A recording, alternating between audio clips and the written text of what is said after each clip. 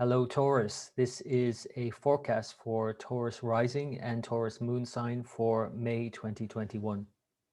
So, Taurus, your ruling planet Venus is about to move into your sign. Venus in Taurus is a very strong position for your ruling planet and makes you feel strong, makes you feel more comfortable, makes you feel like you can take it on more. And what is it? Well, I think in many ways, Venus and Taurus, as a ruler of your sixth house, also is very much about dealing with your everyday in more enjoyable ways, improving your health, having a better routine, enjoying better, um, in enjoying just full stop, more enjoyments to be had overall. Now, of course, there's a caveat here because Venus, if I bring it forward a few days, you'll see here, Venus moves into your sign here on the 4th of May. It's joined now Mercury and Rahu, the north node of the moon, with Ketu, the south node, in your seventh sign. Now, this, of course, could be an issue where, we all in general could be overindulging in May.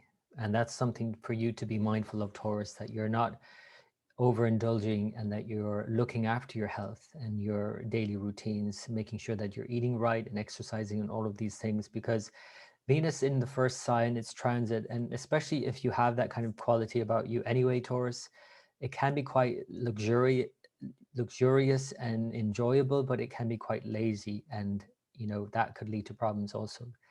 But overall, it is a more enjoyable period, other than Venus being combust as it has been for many weeks now, and in your 12th house in recent weeks. So this is a welcome home coming for Venus. And so Venus not only moves into your sign in Taurus, but it actually reappears in the evening sky as a bright evening star.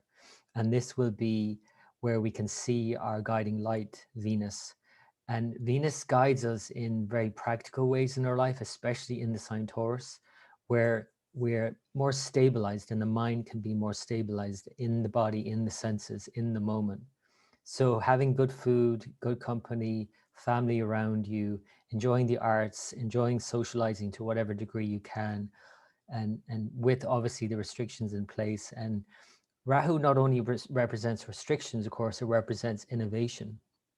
So the ability to enjoy socializing in more innovative ways, when we're looking at the things that are happening with the social experiments at this time, with like raves and gatherings where they're testing everyone going in and they're testing the air and then testing them afterwards.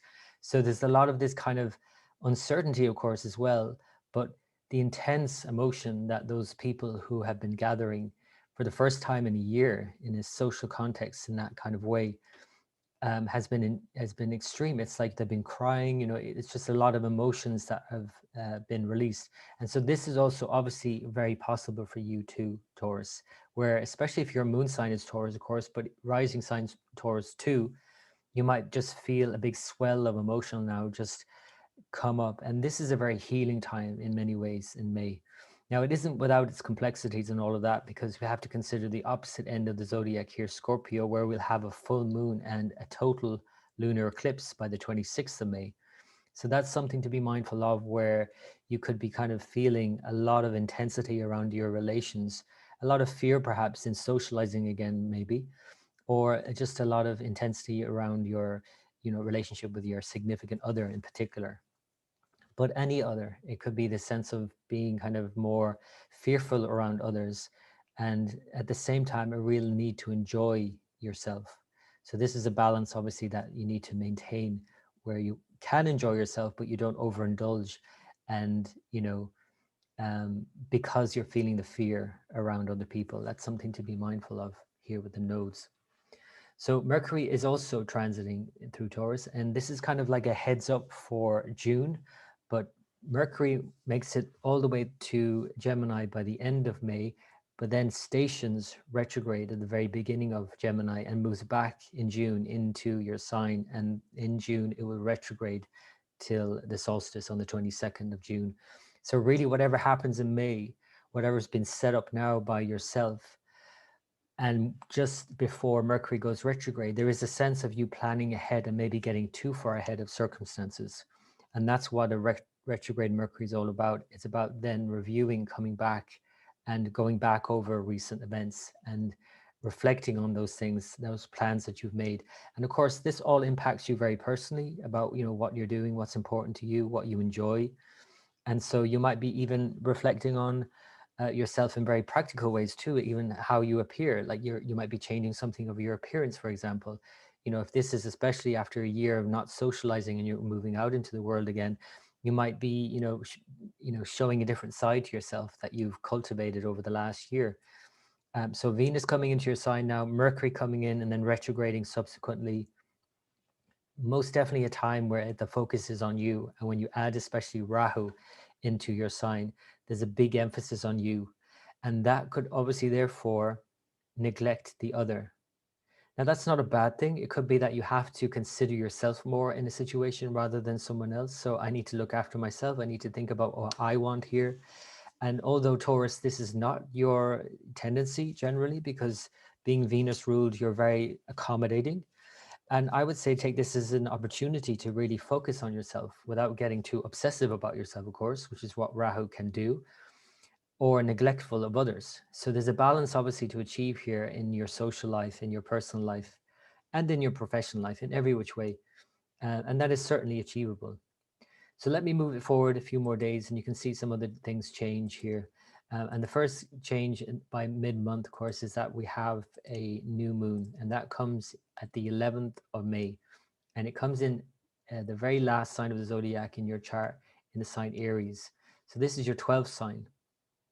So 12th sign is very much about, even though it's a new moon, a new beginning, for you personally, it's very much about an ending and finishing up something and clearing out something, especially because this new moon is in the sign Aries, but in the lunar mansion Kritika, which is very much about cutting something out, which is where we get the word to cut from. And criticism is another thing. So it's about being critical, yes, and critiquing something in your own life, but especially in terms of your thoughts and feelings and removing things that are not helpful. And so think about that in terms of a kind of a detox, a clearing out, a weeding that has to happen for this new moon on the 11th of May. And then in the subsequent days, and especially on the 14th, which is called Akshaya Tritiya, the undiminishing third lunar day on the 14th of May, is a very auspicious day to begin something new. Now, although it's said to be an undiminishing day, so whatever you begin on this day is said to last, this is somewhat diminished because of what's going on, because the sun is about to move. It's Sankranti. It's just about to move into your sign. So it's on the edge of two signs. And Rahu is conjunct the moon and all of that. So it's somewhat, diminished. But having said that, it is said to cancel out all other negative indications because of the sun and moon both being exalted. And when you add the fact that Venus, your ruler, is also very powerfully placed in your sign, this is a nice time overall from the new moon on the 11th to through the 14th. And on the 14th in particular, to begin that something new that you have maybe thought about on the 11th, on the new moon. So the 14th of May, start something new, plant a seed.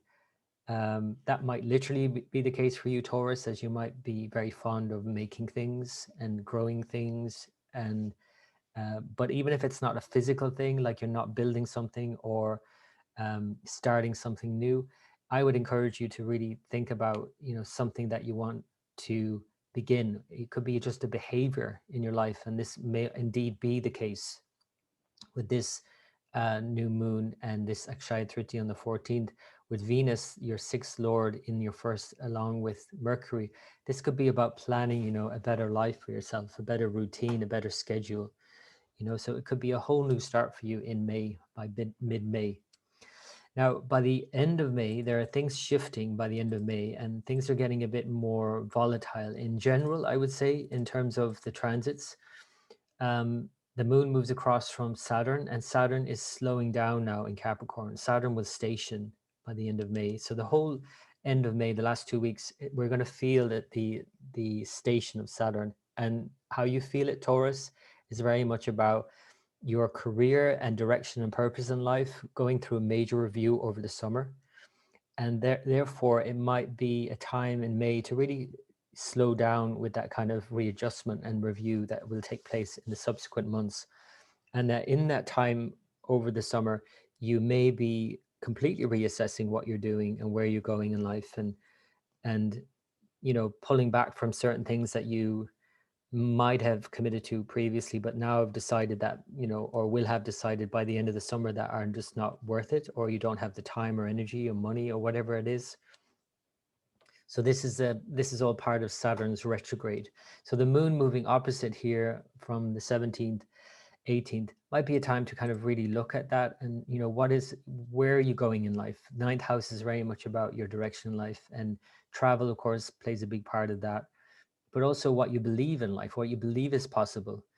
And again, Saturn retrograde, it might be about removing what you think is not possible, and simplifying your life. And by removing all of that, then you can get clear about what is possible and focus on work hard at that.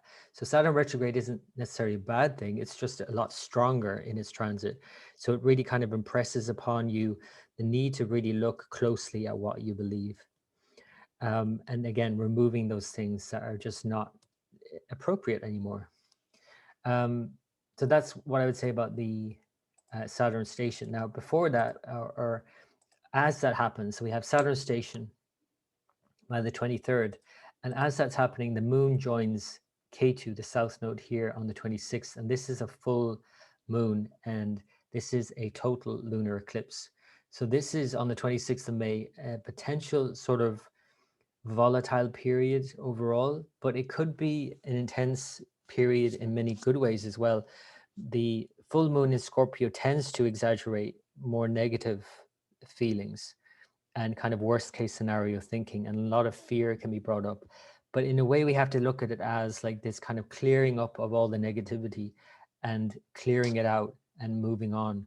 And so it's very much like a culmination point in the month and even the year, this full moon, because it being an eclipse. And in relation to your chart, of course, is very much about what it is you want from a partner or your partner.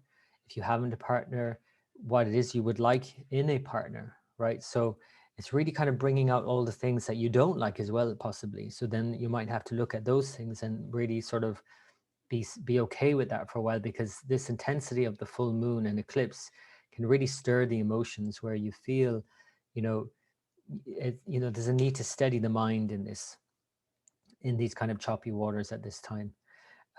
So it's not a bad thing. Like I said, it's just exaggerating. It's about looking at what's coming up to be dealt with, and again, to be removed more specifically, because K2 is all about removing something, a problem, anything, a belief you have, a thought you have about that person, any kind of behavior you have around your relations in any way, or how you're relating, even if it's not the other person, although it could be very easily, that you see that thing in the other person and it triggers you. That's another thing. So be very mindful of getting triggered during this full moon and eclipse on the 26th. So then the last thing I'll point out is the Mercury station retrograde by the 29th. So Venus joins it. You'll see here on the 29th, Venus and Moon are exact same degree at 0 degrees of Gemini in your second sign. So this is very much about resources, values, family, self-worth. So it's very much about money also.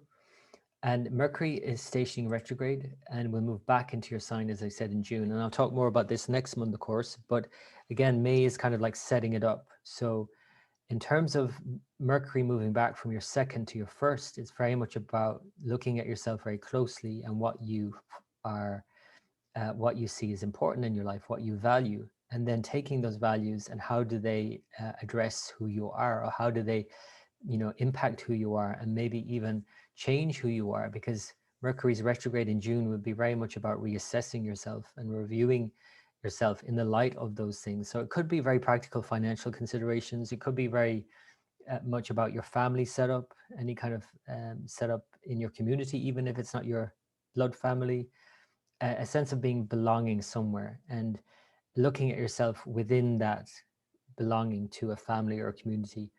And again, all of that sense of self-worth and self-value. and very much about, and also can bring in children, in terms of your relationship with them, as well as future speculation, as Mercury rules that part of your chart too. So that is the month of May. It's quite a sweet spot in many ways for the whole year, and especially because of Venus moving through your sign.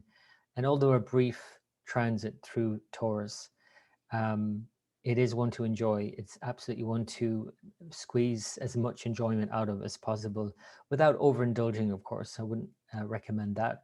And there is a lot of focus on you in May, especially because you have the sun moving through your sign the second part of May.